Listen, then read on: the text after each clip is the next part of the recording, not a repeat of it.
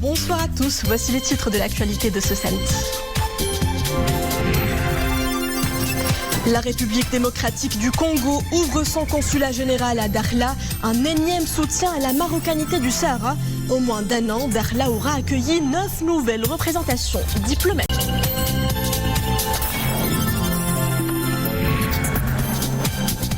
L'offre sanitaire se renforce à Al-Husseima avec l'ouverture prochaine d'un centre hospitalier provincial. L'annonce est accueillie avec un grand soulagement pour les habitants de la région. Ils espèrent profiter d'un accès plus fluide aux prestations médicales. À l'issue de 10 mois où nous avons dû mettre entre parenthèses nos vies sociales, l'impact psychologique de la pandémie est plus que jamais pesant.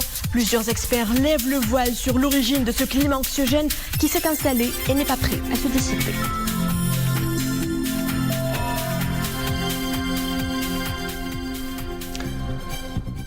Encore un soutien explicite à la marocanité du Sahara après la Gambie, la Guinée ou encore la République de Djibouti. La République démocratique du Congo ouvre à son tour un consulat général à Dakhla. En moins d'un an, la ville aura accueilli 9 nouvelles représentations diplomatiques. Les développements avec Mohamed Iddassé ou Maïma Rami. C'est une concrétisation de plus de la profondeur des liens entre Rabat et Kinshasa. Ce pays qui avait pris ses distances vis-à-vis de l'Organisation de l'Unité africaine en 1984 pour montrer un plein soutien au royaume. Car le Maroc et la République démocratique du Congo entretiennent une relation privilégiée de fraternité et d'amitié depuis 1960. Et c'est dans cette même veine qu'il inaugure aujourd'hui un consulat général à Dakhla. La cérémonie de l'ouverture du consulat général de la République démocratique du Congo à Dakhla revêt un caractère politique et diplomatique non négligeable. Il s'agit en effet de la concrétisation de la reconnaissance de la souveraineté pleine et entière du Royaume du Maroc sur la région du Sahara marocain. Fidèle à ces principes, la République démocratique du Congo a toujours rejeté toute velléité de balkanisation des pays africains en général et du Royaume du Maroc en particulier. Une solidarité agissante, car à chaque fois que l'intégrité territoriale de la République démocratique du Congo a pu être menacée, le Royaume a montré son appui. Les plus de 900 soldats marocains qui sont sur place sont au service de la solidarité et de la stabilité du pays. Et toutes les actions que le Maroc pourrait mener pour accompagner son Excellence le Président, il le fera.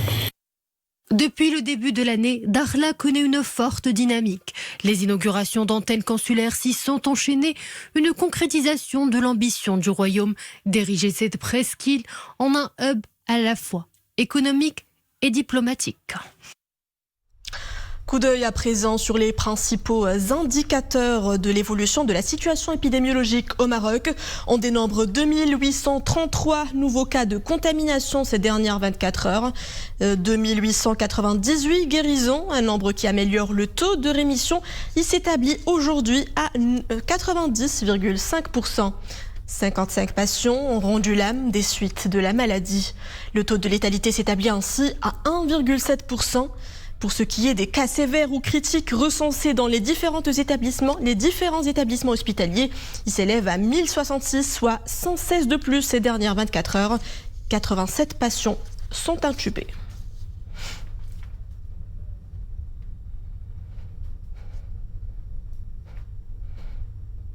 Cap sur le centre hospitalier provincial de Khénifra, la structure de santé accueille tous les jours des dizaines de patients atteints de différentes pathologies. Des prestations de soins variées leur sont prodiguées dans le total respect des mesures de sécurité sanitaire. Chez les sujets à risque, l'arrivée du vaccin est tant espérée. Nous le verrons dans ce reportage signé Brahim El Raouti, Abslam El Khloui, le commentaire de Monia Marouche.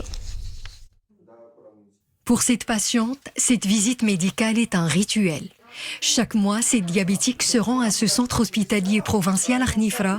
Elle les trouve, écoute et conseille. À l'heure de la pandémie, elle tient, comme toutes les personnes à risque, à surtout se protéger. Pour une personne très fragile comme moi, le Covid-19 peut s'avérer fatal. Je veux me faire vacciner contre ce virus. Je suis cardiaque et je souffre de l'hypertension, donc j'opte pour la vaccination. Et le vaccin sera gratuit au profit de toutes les Marocaines et Marocains. La priorité sera donnée en premier temps aux personnes âgées et celles en grande vulnérabilité face au virus.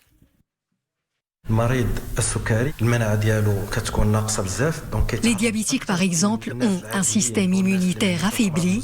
En cas de contamination, ils peuvent développer des symptômes avec complications comme la pneumonie ou la détresse respiratoire aiguë.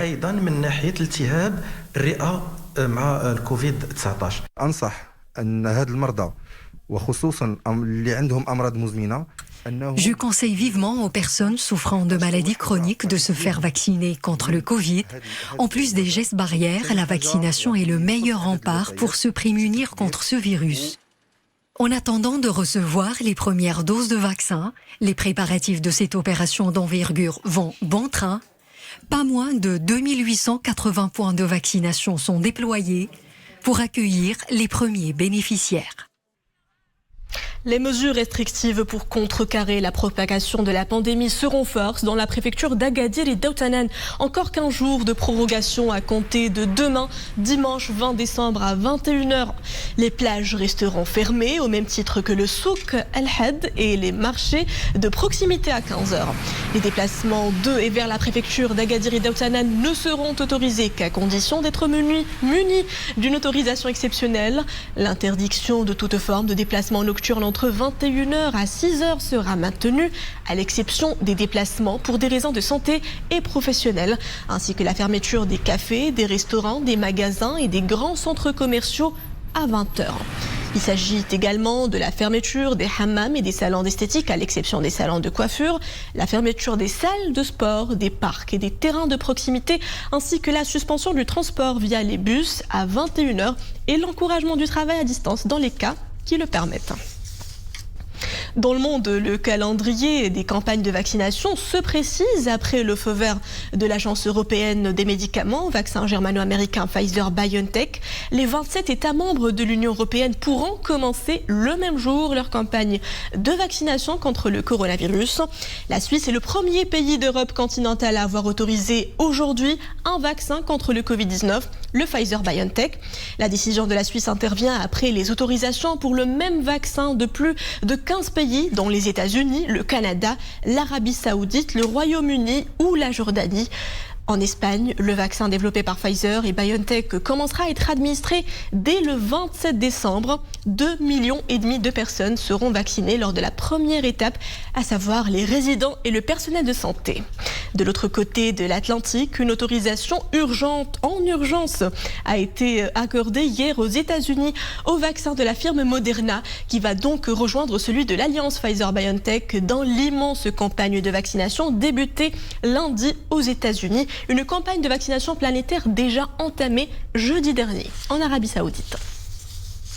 Sur le vieux continent le plus frappé avec plus de 22 millions de cas, les craintes s'accentuent avant les fêtes de fin d'année. Les autorités européennes craignent un nouveau rebond de l'épidémie. De nombreux pays renforcent les restrictions pour tenter de la contenir, comme l'Allemagne, entrée mercredi dans un reconfinement partiel. Le gouvernement britannique a décidé de reconfiner Londres et le sud-est de l'Angleterre dès demain dimanche. Pourtant, un coup de grâce aux retrouvailles de Noël pour tenter de juguler une envolée des contaminations attribuées à une nouvelle souche du nouveau coronavirus. Le gouvernement nord-irlandais a décidé, lui, d'instaurer après Noël et pour 6 semaines un nouveau confinement. En Pologne, un confinement partiel de 3 semaines entrera en vigueur à partir du 28 décembre sur l'ensemble du territoire et interdit tous les déplacements le soir du Nouvel An. En République tchèque, les autorités ont décidé de rétablir un couvre-feu et la fermeture des restaurants pour les fêtes de fin d'année. La Lituanie a, elle, prévu des barrages routiers pour restreindre les déplacements pour Noël. L'offre sanitaire se renforce à Al-Husseima. Un centre hospitalier provincial se prépare à entrer en service. La structure devra soulager la pression sur les établissements hospitaliers de la région. Les habitants contraints auparavant de se déplacer pour se soigner y mettent de grands espoirs pour un accès plus fluide aux prestations médicales. Boubkar Benrabrit. Édifié sur une surface totale couverte de 34 000 mètres carrés, le centre hospitalier provincial d'Al-Husseima commence à sortir de terre. La cadence d'exécution avance à un rythme soutenu. Il permettra de soigner l'ensemble des personnes malades, particulièrement celles atteintes de cancer. Des soins qui toucheront également les habitants des provinces avoisinantes. Le budget alloué est de 400 millions de dirhams. L'hôpital aura une capacité de 250 lits. Il comprendra un service ambulatoire, un secteur d'hospitalisation, un plateau médico-technique, hospitalisation pour les soins intensifs, urgences, bloc opératoire, imagerie médicale et laboratoire d'analyse. Le centre hospitalier provincial viendra ainsi réduire fortement la pression sur les grands CHU à travers le royaume. Les habitants attendent avec impatience la fin des travaux.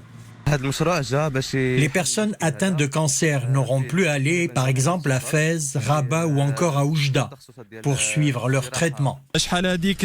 Toutes les personnes malades qui se rendent habituellement dans d'autres villes pour se faire soigner de cancer, par exemple, n'auront plus à le faire une fois l'hôpital terminé. Les habitants d'Al-Husseima et sa région seront enfin soulagés de ne plus faire d'aussi longs trajets. La réalisation du centre hospitalier provincial d'Al-Husseima entre dans le cadre du programme Al-Husseima Manarat al-Mutawassit. Un total de 34 projets ont été programmés dans le secteur de la santé. 22 sont achevés, 12 autres sont toujours en cours d'exécution. Il tentait la traversée vers l'autre rive de la Méditerranée. 127 candidats à la migration irrégulière ont été repêchés ce matin par des gardes-côtes de la Marine royale. Les secourus ont été retrouvés à bord d'une embarcation de fortune, à majorité originaire d'Afrique subsaharienne, dont 14 femmes et 2 mineurs.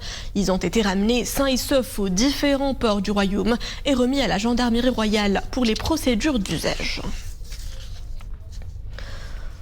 Le coronavirus, on vit avec depuis maintenant plus de 10 mois. À côté de l'épidémie virale, c'est l'épidémie de la peur qui s'installe. Aussi contagieuse visiblement que le virus, cette vague de panique gagne du terrain.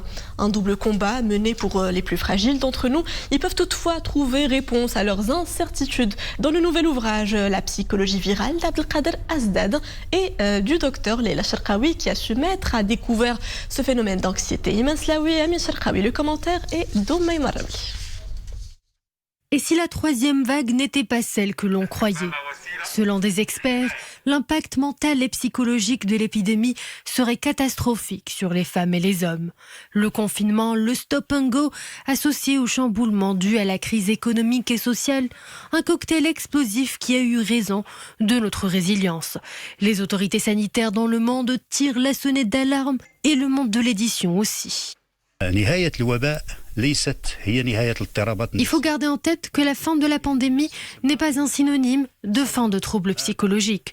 En psychologie, il y a une période que l'on appelle la période post-traumatique, que l'on développe des mois après le traumatisme. Elle peut durer des mois, comme elle peut durer des années. Angoisse, troubles anxiogènes ou même dépression, les effets psychologiques, voire mentaux du Covid varient d'une personne à une autre. Psychiatres et psychologues tendent la main aux personnes en détresse. Cet ouvrage met en avant les différents effets que peut avoir cette période anxiogène sur la santé mentale des gens. La peur du Covid est certes là, mais elle a été amplifiée par le foisonnement de fausses informations qui entourent ce virus.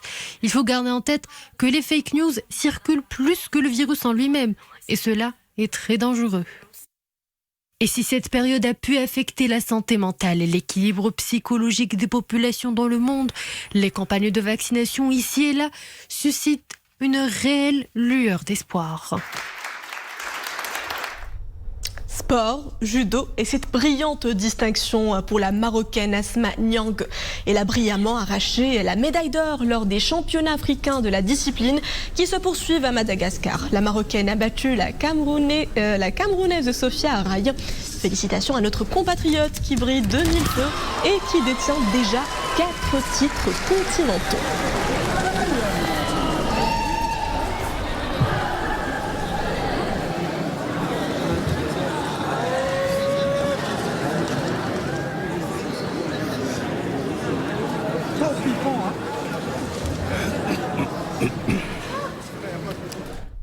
Elle vient donc de hisser haut le drapeau marocain à Madagascar. La judoka Asma Niang a raflé le 5e titre de championne d'Afrique de sa carrière. Un nouveau sacre qui étoffe le palmarès déjà brillant de l'athlète marocaine. Ambassadrice du judo marocain à l'international, la quintuple championne d'Afrique nous a fait part en exclusivité à la télévision marocaine de son impression au lendemain de sa consécration.